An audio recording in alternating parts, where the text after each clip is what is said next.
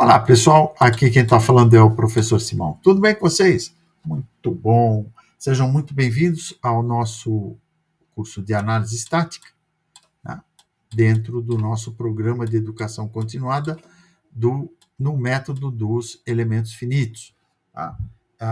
Alguns avisos, recadinhos rápidos, tá? Antes da aula. Primeiro, essas aulas estão exclusivamente no blog, não estão no meu canal do YouTube, tá? Você só tem como assisti-las no blog, tá? Mas professor, como é que eu chego no blog? O link para o blog está na descrição do vídeo, tá? Se cliquem aí na descrição do vídeo, vocês vão parar no blog, tá bom?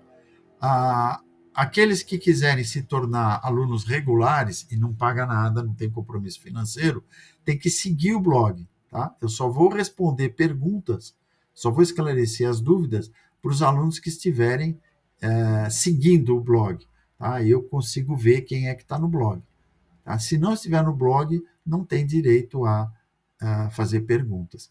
E não é consultoria, gente, são perguntas sobre as aulas postadas exclusivamente. Tá? Então, como é que faz a pergunta? Vai no espaço para comentário da aula, do post da aula que vocês têm dúvida e faz a pergunta lá. Se você estiver seguindo o blog, eu respondo a dúvida, eu respondo lá mesmo. Tá bom? Que mais? Acho que era isso, somente isso aí. Tá? Então, vamos à nossa aula. Vamos lá. Antes de ler o enunciado, quero mostrar o desenho para vocês, para ficar mais claro. Olha só. Nós vamos trabalhar com essa estrutura aqui. O que eu tenho? Eu tenho uma lança aqui, tem uma haste, essa lança aqui tem seção retangular, tá? Essa haste aqui tem seção circular, ok? Elas estão unidas pelo nó B, tá? E fixas, né, nessa parede aqui pelos suportes A e C, né, que são os nós A e C aqui. Tá? As barras aqui, tanto a haste como a lança, elas estão sujeitas ou à força de tração ou de compressão, não sei ainda. Tá? Vou verificar, mas são forças axiais, ou seja, perpendiculares às suas seções transversais. Enquanto que nos nós A, B e C, as forças atuantes são de cisalhamento ou esmagamento, tá? Porque são forças paralelas às suas seções transversais. Então, aqui e aqui, forças perpendiculares às seções transversais. Aqui e aqui, forças paralelas às seções transversais. Tração, compressão, cisalhamento, esmagamento, cisalhamento, esmagamento, cisalhamento, esmagamento. Tá? Nós temos aqui uma distância y de 600 milímetros, uma distância x de 800 milímetros, uma carga P de 30 quilonewtons. Tá bom? Ok? Vejam, esse é o tipo do projeto pré-dimensionado. Tá? O projetista desenhou já o projeto. Então, aqui não cabe dimensionar nesse primeiro momento. O que ele vai fazer? Ele já tem as características do projeto, das dimensões. Já estruturou isso. Então, ele precisa verificar se essas barras vão resistir a essa carga de 30 kN. Tá bom? Então, vamos lá. Vamos ao enunciado agora rapidamente. Considere a estrutura mecânica mostrada no desenho, que eu já mostrei. Ela tem que ser projetada para suportar uma carga de 30 kN. Ela é composta pela lança AB, com seção transversal retangular de 30 mm por 50 mm, e por uma haste BC, com seção transversal circular de 20 mm de diâmetro. A lança e a haste estão conectadas por um pino em B, como vocês viram, e são sustentadas por pinos e suportes nos nós A e C. Tá bom? Ok? Muito bem. Então, vamos em frente. Vamos lá. O que eu quero? Eu quero que vocês calculem as forças atuantes nos nós A, B e C. E depois calculem as forças atuantes na lança AB e na haste BC. Tá? Depois vocês vão selecionar o material para um primeiro dimensionamento. Depois vocês vão dimensionar a lança, a haste, os pinos e os suportes para o material escolhido. Aí, se vocês julgarem necessário, vocês vão escolher outro material e refazer os cálculos de dimensionamento. Por quê? Vocês podem chegar à conclusão de que na hora da verificação, o material que vocês escolheram pode ser exageradamente forte, né? Mais resistente do que o necessário. Tá? Então, dado que as dimensões já são fornecidas no desenho, vocês podem escolher um material menos resistente, mais barato. Tá? Por último, vocês vão simular a estrutura sob carga usando o método dos elementos finitos aí num software de vocês, no SolidWorks, no FreeCAD ou outro que vocês tiverem aí. Tá? Eu vou me ater aqui no nosso curso de análise estática em fazer os cálculos A e B. Tá? Daqui para frente, pessoal, é resistência dos materiais, olha. Tá? Mas, para vocês poderem dimensionar, né, ou verificar o dimensionamento, vocês vão ter que calcular as tensões. Né? As tensões aqui, os elementos estruturais estão submetidos, e as tensões admissíveis dos materiais, e comparar se a tensão admissível do material é maior do que as tensões solicitantes. Certo? Para ver se ele resiste. Tá? Então, isso de C até F já é resistência dos materiais. Tá? Vejam que o nosso curso é de análise estática, não é de resistência dos materiais. Nós temos que treinar em calcular os esforços nos nós e nos elementos estruturais, porque sem saber os esforços, ninguém dimensiona nada. Tá? Para poder calcular as tensões, tá? Para poder calcular deformações, para poder calcular as deflexões, nós precisamos saber as forças. Ok? Então vamos lá. Vamos trabalhar, vamos fazer uma análise qualitativa aqui, por enquanto. Tá? Vejam só, eu vou, deixa eu ver aqui qual foi a X. Eu vou estabelecer aqui, para o cálculo dos momentos, tá? Eu vou estabelecer como positiva a rotação no sentido anti-horário. Portanto, no sentido horário, vai ser negativo. Tá bom? Então, o que nós vamos fazer? Olha só. Primeira coisa, uma análise qualitativa, tá? Aqui eu tenho X e aqui eu tenho Y. Quando eu carrego esse nó B com 30 kN, tá? A tendência é pressionar essa barra, pressionar essa lança contra o nó A. E aí o nó A tem que reagir para manter o equilíbrio aqui. Tá? Então vejam só, quando a gente fala, olha, somatória das forças em X tem que ser zero, tá? Muitos alunos saem da faculdade sem saber o que significa isso. Ficam achando que é um tipo de reza que tem que fazer antes de começar um exercício, né? Ou um tipo de macumba, uma coisa misteriosa. Não é nada disso. É porque eu não quero que o corpo se mova nem para a direita nem para a esquerda. Assim como quando eu estabeleço a segunda condição de equilíbrio, somatória das forças em Y tem que ser igual a zero. É porque eu não quero que ele vá para cima nem para baixo. Tá? Somatória dos momentos tem que ser nula, tem que ser igual a zero, porque eu não quero que ele gire, eu não quero que ele rotacione. Tá bom? Então vejam só, uma outra coisa que muitos alunos não entendem, a diferença entre força ativa e força reativa. A única força ativa aqui é 30 kN. Tá? Tirando o peso próprio da estrutura, tá? Vamos desprezar o peso próprio, se eu retirar essa carga de 30 kN, todas essas reações aqui desaparecem. Tá? Na realidade, ela tem um peso próprio, que a gente vai considerar mais tarde. Por enquanto, não. Tá? Então, já determinei a orientação dessa reação AX aqui, ó, tá? Que é a reação no nó A na direção X. E À medida em que eu forço esse nó B para baixo, tá? A tendência desse nó C é ser solicitado para cá. Na verdade, esse CX aqui, né? Ele está solicitando para cá. Tá? Deixa eu apagar aqui para não dar confusão. Ele está solicitando para cá. O CX ele vai ter que reagir para lá. Tá? Na verdade, essa vai ser a orientação real do CX. Essa aqui está errada. Eu coloquei de propósito, tá? Para mostrar para vocês que os cálculos vão revelar que, na verdade, é um menos CX aqui. Ó. Os cálculos vão revelar.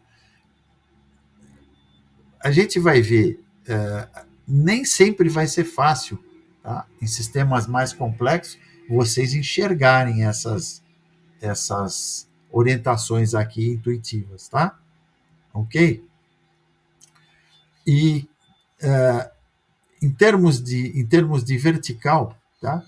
O AY mais o CY, eles têm que compensar os 30 kN para baixo. Tá? Então, quando você puxa a estrutura para baixo, tá? No nó A e no nó C surgem as reações AY e CY. Tá bom? Então, isso foi uma análise qualitativa. Tá? Aqui estão as variáveis estabelecidas. Vamos trabalhar com Y, que é 0,6 metros, X, que é 0,8, e a carga P de 30 kN, que está aqui. Tá? Reparem que a distância, tá? a distância entre a aplicação da carga perpendicular, tá? a esse ponto C aqui que a gente vai utilizar é 0,8, porque nós vamos calcular o momento dessa força aqui com relação a C. Então, nós vamos usar o momento, sempre trabalha com a força perpendicular à distância até o ponto de rotação. Quer ver? Ó? Nós vamos estabelecer a somatória dos momentos em torno de C igual a zero. Tá? Então, vejam só. Nós vamos ter o quê? AX vezes Y é um primeiro momento, que AX, né, vezes Y. Ó. A distância de AX, tá? AX, no momento AX, vezes a distância até o ponto de aplicação é de 0,6 metros, né, que é o Y. Por isso que é AX vezes Y. E o AX está tendendo a fazer o ponto C girar nesse sentido, que é positivo. Tá? Então, é mais AX, que eu não preciso colocar o sinal de mais, vezes o Y, que é 0,6. Quem que é a outra força que gera momento aqui? O P, né? Qual que é a distância que eu já mostrei até o ponto C, perpendicular? Tá? Até o ponto C. Tá? Não é essa aqui, tem que ser perpendicular. Ó. Tá? A distância é x. E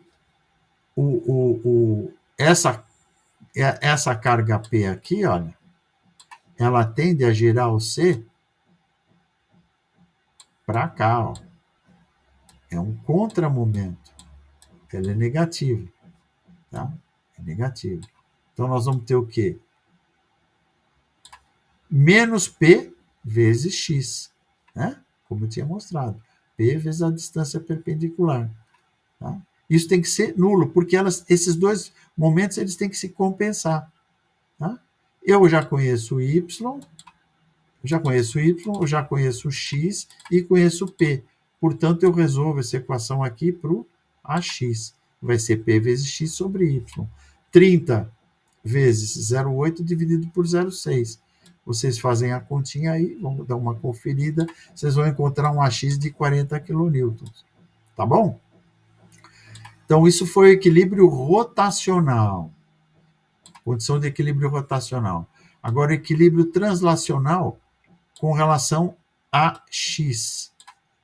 somatória das forças em X igual a zero. É você, engenheiro, que estabelece isso. É você, projetista, que estabelece isso. Tá? Eu quero o equilíbrio. Então, eu quero que a soma das forças em X seja igual a zero. O que nós temos em X? Nós temos AX na horizontal e CX na horizontal. Tem mais alguma força horizontal aqui? Não. Então, o que eu preciso? Eu preciso que AX mais CX seja igual a zero. Tá? Ora, eu já conheço o AX, portanto, subtraindo AX de ambos os membros aqui, eu vou ter que CX vai ser menos AX. Tá? Portanto, o meu CX vai ser menos 40 quilonewtons. Lembra que eu falei que era para cá? Ó? Tá? Menos 40 quilonewtons. O próprio cálculo revelou a verdadeira orientação do CX. Tá bom? Vamos continuar, porque eu quero que esse vídeo tenha menos de 30 minutos. Vamos lá. Agora eu vou fazer a mesma coisa com um equilíbrio translacional na vertical. Vou estabelecer que a somatória das forças em Y tem que ser nula. O que eu tenho em Y? Eu tenho o AY, tenho o CY e tenho o P. Né? A carga P aqui. Ó. Portanto, estabelecendo como positivo o sentido para cima, nós vamos ter AY mais CY menos P tem que ser zero. Eu estou estabelecendo isso. Você está estabelecendo isso. Daqui a gente monta uma equação que é AY mais CY igual a P. Tá? Ok? Vamos segurar essa equação aí. Por enquanto ela está incompleta. Agora, para completar essa equação, eu vou estabelecer o seguinte, olha. Somatória dos momentos em torno do ponto B, tá? Eu estou escolhendo o ponto B de propósito, porque por ele passa BY e 30 kN. Tá? Somatória dos momentos em torno de B tem que ser zero. Tá? Equilíbrio rotacional. O que eu vou ter? Menos AY vezes X tem que ser zero. Tá? É a única coisa que eu tenho aqui. Ah, mas e o BY não gera momento? Não, porque ele passa por B. Eu fiz isso de propósito. Tá? Então, a única força que gera momento aqui, nem os 30, né? Eles passam por B. A única força que gera momento aqui é o AY. Vezes quem? Vezes o X. Tá? Ok? Que é perpendicular aqui, ó. Tá? Menos AY vezes X tem que dar zero. Ora, portanto, o AY vai ser o quê? Zero dividido por menos X. A Y vai dar zero. Ok? Lembram que a gente tinha estabelecido montado essa equação aqui? AY mais CY igual a P? Tá? O AY é zero. Tá? O CY vai ser o quê? CY vai ser igual a P. Quanto vale P? P é 30 kN, lembra? P 30 kN. Portanto, encontramos o valor de CY, que vai ser 30 kN. Assim, a gente conseguiu determinar, nós determinamos todas as forças atuantes nos nós. A, 40 kN, B, menos 30 kN, CX, menos 40 e em CY, 30 kN. Tá bom? Na hora de vocês efetuarem os cálculos, né, como é que vai ser o total no nó C? Vocês têm que utilizar o teorema de Pitágoras e compor essas forças aqui, né, para encontrar resultante vetorial. Tá? Muito bem. Agora vamos proceder ao cálculo das forças nas barras. Tá? Eu já encontrei as forças atuantes nos nós A, B e C. Tá? Agora eu quero saber o valor das forças de tração ou de compressão em cada barra. Tá? Portanto, eu quero saber FBC e FAB. Tá? F na barra B e F na barra BC. Vou desenhar o diagrama de corpo livre aqui, um diagrama vetorial. Tá? Elas estão unidas aqui no nó B, ok? E por uma propriedade de equipolência de vetores, eu consigo transportar esse vetor para cá. O que diz a equipolência? Que se eu conservar a orientação, né? Direção e sentido, e a intensidade do vetor, eu posso deslocá-lo no espaço aqui, ó. E aí ele pode vir para aqui. Com isso eu fecho um triângulo retângulo. Tá? Aqui eu tenho um ângulo alfa, aqui eu tenho um ângulo beta, que eu desconheço. Esse ângulo aqui eu conheço, que é de 90 graus. Se é um triângulo retângulo, o gama aqui vale 90 graus. Tá?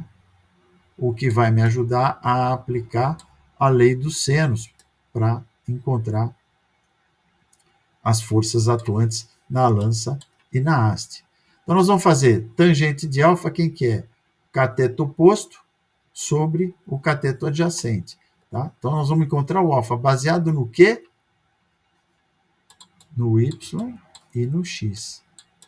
Tá? Então, tangente de alfa, cateto oposto, y sobre cateto adjacente, x. Ok? O alfa vai ser, então, o arco tangente de y sobre x. Quem que é y? 0,6. Quem que é o x? É o 0,8. Tá? Vocês calculem o arco tangente de 0,6 sobre 0,8, vocês vão encontrar 36, um alfa de 36,87 graus. Tá? Graus decimais, hein? Não tem minuto segundo aí. 36,87 graus. Ok? Encontrado o alfa, nós sabemos que se aqui nós temos 90 graus, tá? A gente sabe na geometria que a soma dos ângulos internos de um triângulo vale 180 graus. Portanto, alfa mais beta tem que ser 90 graus, certo? Alfa mais beta tem que ser 90 graus. O beta, portanto, vai ser o quê? O gama, os 90 graus, menos o alfa. Tá? Então, 90 graus menos 36,87, vocês fazem a continha aí, vai dar 53,13 graus no beta. Ok? Temos todos os ângulos internos aí. Tá? Agora vamos aplicar a lei dos senos. O que diz a lei do seno? Tá? Que a medida do lado sobre o seno do ângulo oposto, tá, vai ser igual à medida do outro lado sobre, a medida de um lado sobre o seno do ângulo oposto a esse lado vai ser igual à medida desse lado sobre o seno do ângulo oposto a esse lado. Tá? Então, ó, vejam só, nós temos P, aqui esse 30 aqui é o P, né? P sobre seno de alfa vai ser igual a FBC sobre seno de gama. Tá? Esse aqui é FBC sobre seno de gama. Tá? Ora, o gama vale 90 graus. Né? Então, vejam só como é que vai ficar. Vamos isolar o FBC aqui, que é o que eu quero encontrar força na barra BC, né? Tá? Naquela haste BC. Isolando o FBC aqui, eu vou ter P vezes seno de gama sobre seno de alfa. Seno de gama é seno de 90, vale 1. Então, é P vezes 1, o inverso de seno de alfa. Tá? Alfa vale 36,87, P vale 30 kN. Vocês fazendo a continha, vocês vão encontrar um FBC de 50 kN, tá? Que é a força atuante na lança. Tá? Ok? Agora vamos encontrar o FAB. Tá? O FAB, aqui, ó, FAB sobre seno de beta, FAB sobre seno de beta, vai ser igual a quem? P sobre seno de alfa. Ó. FAB sobre seno de beta vai ser igual a P sobre seno de alfa. Tá? Daqui a gente isola o FAB. Tá? Deixa eu revelar aqui. A gente isola o FAB, vai ficar P vezes seno de beta sobre seno de alfa. Então, vai ficar 30 vezes seno de 53,13 sobre seno de alfa, que é 36,87. Tá bom? Vocês fazendo os cálculos, vocês vão encontrar uma força de 40 quilonewtons na haste FAB. Tá bom, turma? Então é isso aí, pessoal. Qualquer dúvida aí, perguntem nos comentários. Lembrando que só pode perguntar quem for seguidor do blog, tá? E não adianta procurar esse vídeo no YouTube, porque ele não está aparecendo lá. Ele só aparece no blog. As aulas são no blog. Tá bom, pessoal? Então é isso aí. Grande abraço e eu aguardo vocês na próxima aula. Até lá.